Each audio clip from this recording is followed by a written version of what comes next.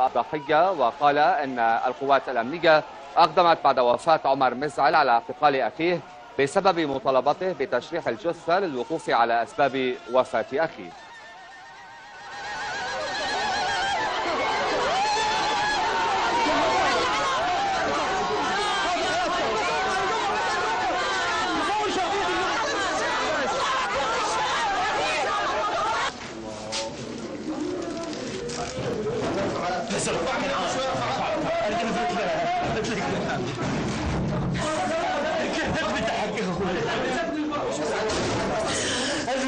اخويا اللي راح والله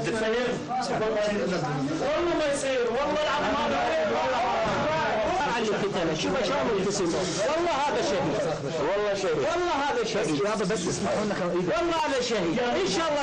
وهي دوله كتله هذا اخويا جميع كتله الميليشيات في ليبيا، بس ما الدوله تاخذ ابنته كتله جريمه بحق التاريخ، يعني صدق لما يقول مثل ظروف الشلباب يلا ننقص الحكومه حكومه اليهودي ما يسوي اصلاحك بس اخلص لبعض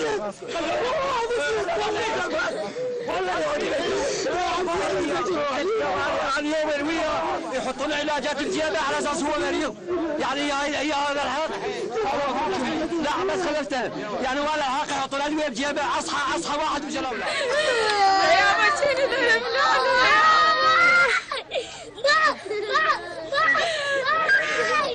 الله من الطالسة يا الله أكبر، الله أكبر يا رب عليهم، الله أكبر وانا شافوا أنا أريد شنو اللي صار؟ والله حارس وياهم على النفط وجموا من هناك ماخذينه ومعبينه. ليش في يعني؟ يجي ما تقدرون ذنبهم شنو ذنبهم ما يعرف.